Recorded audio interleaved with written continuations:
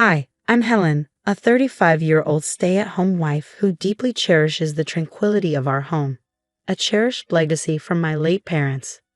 Before we dive in, please like and subscribe for more stories like mine. Now, let me share the turbulence hidden beneath the calm of my once peaceful life. The crisp autumn air did little to sweeten the bitterness of that evening. As Ted and his family gathered in our living room, the contrast between the serene leaves outside and the tension inside was stark. "We think it's time Sarah, your sister-in-law, had a proper place to live," Ted's mother declared, her tone broking no argument. "This house would be perfect for her. This is our home, and it's in my name. Why should we give it up?" I protested, a mix of disbelief and anger in my voice. "It's what's best for the family," Ted replied, his tone firm, expecting compliance. "We're thinking of Sarah's future." Their demand stunned me. It wasn't just a request. It was a directive, a clear expectation that I would simply step aside. "Helen, you need to consider what's good for everyone," Ted's father added, his words echoing the family's entitlement. Feeling cornered, I shot back, "And what about what's good for me? Doesn't that matter at all?" Their responses were a blend of condescension and feigned sympathy, as if explaining to a child why they couldn't have candy before dinner. "You'll see, this will work out better for everyone," Ted's mother insisted, as if the decision was already made. The meeting ended in heavy silence on my part, their words lingering like a bad taste. Ted appeared apologetic but resolute, a combination that only fueled my growing resentment. "Helen, please think about it for the family." Ted tried to soften the blow as his family left, leaving us alone with the remnants of a once happy evening turned sour. As the door closed behind them, the weight of the situation settled on my shoulders. This wasn't just about finding Sarah a place to live. It was a test of my limits, a clear sign that my independence was under siege. Watching the shadows dance across our living room floor, I knew this was just the beginning of a storm threatening to sweep away everything I held dear. "If you loved me, you'd see why this is so important," Ted pressed one evening as we cleared the dinner dishes, his plea cut sharply against the quiet clinks of porcelain. "Love isn't about giving up everything I am, or have just to suit your or your family's needs," I countered, feeling my patience wearing thin. "But it's just a house, Helen. We can find another place, make new memories," Ted insisted, his voice a mix of frustration and desperation. "A house you want me to give up for your sister while you offer me nothing in return but ultimatums." My voice broke, echoing louder than intended in the kitchen. The discussion went cold, the air between us thick with tension. That night, as I lay in bed, the reality of my marriage built on conditional love weighed heavily on me. The next morning, Lisa came over, finding me among the autumn blooms that seemed oblivious to the chill in my life. "They're bullying you, Helen. It's clear as day," Lisa said, sitting beside me on the bench. Her presence was a comforting contrast to the turmoil in my home. "It feels like I'm in a trap, Lisa. If I give in now, what will they ask for next?" My question hung in the air, more for myself than for her. "Stand your ground, Helen. This is your home, your sanctuary. You don't owe it to anyone, especially not as a blackmail payment." Lisa's advice was firm, her hand squeezing mine in solidarity. I nodded, a spark of resolve igniting within me. I knew I needed to defend my boundaries, even within my own marriage. "You have rights, and don't let anyone, especially not Ted, make you doubt that," Lisa had said, her gaze stern yet kind. Her words echoed through my mind as the days passed. Each attempt by Ted to sway me seemed to clash against the shield of determination I was building. "I need you to understand this isn't just about what I want. It's about respect," I told Ted one evening. No longer pleading, I was now firmly asserting our roles. Ted looked at me, perhaps for the first time truly seeing the resolve in my eyes. "I didn't realize it was this serious to you," he admitted, his voice softer, but it was too late for softness. "It is serious, Ted. It's not just about a house. It's about whether I'm a partner in this marriage or just a pawn in your family's games," I declared, the clarity of my stance crystallizing with each word. As the confrontation drew to a close, the air felt different, charged with the potential for change, whether together or apart. Whatever the outcome, I knew Lisa was right. This was about control, and I was no longer willing to be controlled. "If you don't agree, Helen, I don't see how our marriage can continue," Ted said coldly one afternoon, his ultimatum hanging heavily between us. Family unity? Or is it just about what your mother and you want, regardless of my feelings? I asked sharply, not only seeking his response, but also highlighting the unilateral decisions being forced upon me. This isn't just my decision. It's what's logical for everyone involved, Ted replied, trying to frame his assertiveness as rationality. Logical for whom, Ted? Because it certainly doesn't feel logical to me, the person whose name is on the deed. The person who inherited this house from her parents, I countered. The intensity of my own voice surprised me, a stark reminder of everything at stake. As the days passed, every conversation with Ted seemed to drive us further apart. His family's demands echoed in his words, overshadowing our shared history. Desperate for clarity and support, I reached out to Lisa again. You need to think about your future, Helen.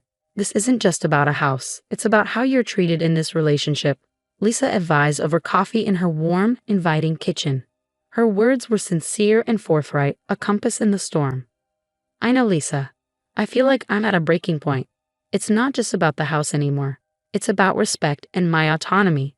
I confided, the weight of my reality sinking in. Then maybe it's time to consider what your life would look like without Ted. If you can't respect your autonomy, is that really the partnership you want to continue? Lisa's question wasn't just hypothetical. It was a call to action. Her question lingered in my mind, growing louder with each passing day. The thought of taking such a definitive step was daunting, yet increasingly necessary. One evening, as Ted brought up the topic again, I found a courage to confront the future. I felt a mixture of fear and resolve as I spoke. If this marriage can only continue on your terms and your family's terms, then maybe it's not a marriage I can stay in. My voice carried the strength of my inner determination. Are you saying you want a divorce? Ted's reaction was a blend of disbelief and anger, his facade of control slipping. I'm saying I want a marriage based on mutual respect and love, not ultimatums and control. If that's not possible, then yes, maybe a divorce is the only answer, I replied, each word measured to reflect the pain and empowerment of my decision. Ted was silent, his usual rebuttal absent as the weight of our conversation settled around us. The next days blurred with tension, each of us contemplating the potential end of our marriage. I took steps to protect my interests, meeting with a lawyer to discuss my options and prepare for possible legal battles. You have strong grounds to keep your property, and if it comes to divorce, to defend your rights, the lawyer assured me, her professionalism a stark contrast to the emotional chaos at home. Armed with legal advice and newfound determination, I readied myself for whatever lay ahead, whether reconciliation or separation. I was prepared to face it on my terms, no longer a bystander but the author of my own story. You've gone too far, Helen. How could you do this to us, to me? Ted's voice thundered through our soon-to-be former home as I folded my last set of linens, methodically smoothing the creases to calm my rattled nerves. It was never about us, Ted. It was always about what you and your family wanted. I'm reclaiming my life, I replied, my voice calm and steady in contrast to his escalating anger. This is betrayal, Helen. You've betrayed my trust and my family's, he accused, his face flushed with fury. Betrayal? I think not. Protecting myself from manipulation isn't betrayal, I countered, standing firm in my decision. I countered, my resolve hardening with each word as I continued packing. Ted's mother, Martha, entered the room like a chilling gust of wind. You're destroying this family, selling this house out from under us. You selfish girl, she hissed, her words laced with venom. I am not responsible for holding together a family that doesn't respect me, I said, facing her with a defiance that had been building over years of suppressed grievances. This was my home, my sanctuary, and I will not be bullied into submission. Ted stood between us, torn between allegiances. Is there no way we can resolve this? Think about what you're doing, Helen. I've thought about it more than you know. It's decided, Ted. I am moving on. I said, my decision clear and final. The moving truck arrived the next morning. As I oversaw the loading of my life into boxes, Ted tried one last time. You don't have to do this, Helen. We can work it out. I needed a partner who stood by me, not one caught between me and his family's demands, I replied, not pausing in my tasks. With each box that left the house, I felt a weight lifting. I wasn't just moving my belongings. I was shifting the boundaries of my life, setting new, healthier limits. As the final items were loaded, I took one last look at the house. It had been a place of love and conflict, of growth and retreat. Now it was just a building in my rearview mirror. Goodbye, Ted. I wish things could have been different, I said, more to close the chapter than out of hope for reconciliation. Helen, Ted began, but I didn't stay to hear the end. As I drove away, I felt the strings of manipulation and control cut cleanly for the first time in years. My phone buzzed with a message from Lisa. You're free now, coffee's on me when you're ready. I smiled, driving toward my new beginning. I knew the road ahead would be challenging, but it was mine to travel, free from the shadows of others' desires. My heart was heavy yet hopeful, ready for whatever lay ahead, armed with the lessons of the past and the promise of a future built on my own terms. Sitting across from Ted in the stark, neutral-colored room where our divorce mediation took place, I felt an unusual sense of detachment. His attempts to sway the mediator with emotional appeals only highlighted why this path was necessary. Helen, can't we just discuss this? There must be another way, Ted implored, his voice strained as he leaned across the table, searching for a glimpse of the connection we once shared. No, Ted. Discussions were for when I was being manipulated and threatened. This is the result of that, I replied firmly, my voice clear and resolute, no longer swayed by his pleas. As Ted realized his usual tactics were futile, his demeanor shifted to one of frustration and resignation. Helen, you're making a huge mistake, he muttered under his breath. Actually, Ted, I'm correcting one, I countered without hesitation, surprising even myself with the calm assertiveness that had grown within me. The mediator intervened, steering the conversation back to logistics. Let's focus on the division of assets. Helen, you've mentioned there are some personal items you wish to retain. Yes, items from my parents, things that hold sentimental value and have no relevance to Ted. I explained, listing the items that connected me to a past before my marriage began to suffocate me. Throughout the meeting, Lisa sat beside me, a silent pillar of support. Her presence was a constant reminder that I wasn't alone, that I had people in my corner who valued me for who I am, not for what I could give. After the meeting, as we walked to her car, Lisa squeezed my hand. How are you holding up? Better than I thought, I replied. It's like I'm finally breathing fresh air after being underwater for too long. I admitted, breathing in the crisp, invigorating autumn air around us. You're right, Lisa. I'm not just surviving, I'm reclaiming my life. Lisa's smile was both proud and encouraging, and I felt a wave of relief mixed with the adjustment to my new reality. Moving into a small apartment felt like stepping into a new world, one where every choice was mine alone. The space was minimal, the decor simple, reflecting the fresh start I was embracing. One evening, as I unpacked the last of my boxes, I came across an old photo album that my mother had compiled over the years. Flipping through its pages, I was flooded with memories of happier times, which brought both smiles and tears. It was then that I truly realized how far I had come, how much I had endured, and how much I had overcome. The phone rang, jolting me from my reverie. It was Ted, his voice softer and almost hesitant. I just wanted to say I hope you find what you're looking for. Thank you, Ted. I already have, I responded, the finality of my words closing the chapter on the past and opening the door to the future. With the divorce finalized and my past officially behind me, I looked forward to the days ahead with a renewed sense of hope and excitement. I had plans and dreams that had been shelved, now ready to be pursued. Life awaited, not as a continuation of what was, but as a celebration of what could be. As I closed the photo album and placed it on a shelf, it wasn't just a book being set down. It was the foundation of a new narrative, one where I was the author of my own story, finally pouring a perfect latte, the steam swirling up like the new hopes and possibilities before me. I glanced across the counter at Lisa, who was chatting with one of our regulars. The cafe buzzed with the lively energy of a community coming together, a stark contrast to the isolation of my past life. It's incredible, isn't it? Lisa said, joining me behind the counter. Her eyes sparkled with the pride and joy we both felt. It really is, I agreed, handing a freshly brewed coffee to a waiting customer who greeted me with a warm smile. Every cup we serve is a reminder of what we've overcome. Just think, 6 months ago this was all just an idea, Lisa remarked as she wiped down the counter.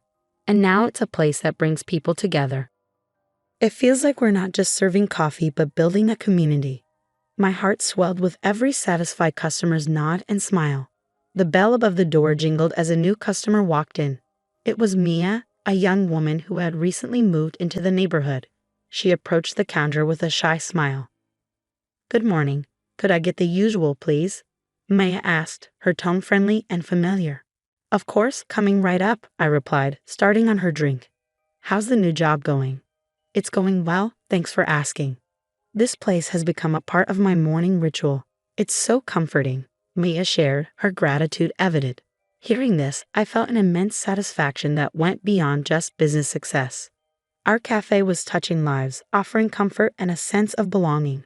As the morning rush waned, Lisa and I took a moment to enjoy a coffee together. "We should think about hosting some events here, maybe live music nights or art shows," Lisa suggested, always thinking of ways to deepen our cafe's connection with the community. "I love that idea. Let's turn this place into a hub for creativity, where artists can showcase their work," I said, thrilled by the prospect of expanding our impact. Just then, my phone chimed softly with a message from Ted, the first in weeks. "I heard about the cafe. Congratulations. It seems like you're really making a new start." Reading the message, I felt a swirl of emotions. I typed back, "Thank you, Ted. It's a new chapter." The finality of our past relationship cast a bittersweet shadow over my new life. Putting my phone away, I turned back to Lisa. "So about the live music night, let's set a date. It's time to celebrate growth, creativity, and community." As the day went on, the cafe buzzed with the afternoon crowd, each person adding to the story of our place. Behind the counter, I found a comforting rhythm in the routine, each swirl of cream a symbol of my newfound peace. Closing the cafe that evening, I locked the door and stood outside, gazing through the large windows at the cozy space we had created. The journey from a life controlled by others to one where I was the master of my own destiny had been long and challenging. But as I turned the key and stepped into the cool evening air, I knew every difficult step was worth it. This wasn't just a new beginning, it was my reclamation of life, joy, and autonomy. In this little cafe, I wasn't just surviving, I was thriving. Now I'd love to hear from you. Do you think Helen was right to sell the house without discussing it with Ted, given the circumstances? This situation raises important questions about personal freedom versus family obligations. What's your take on balancing these aspects in a relationship? Share your thoughts in the comments below. And if you enjoyed this story, please like the video and consider subscribing to the channel for more engaging content like this. Your support helps us keep these stories coming.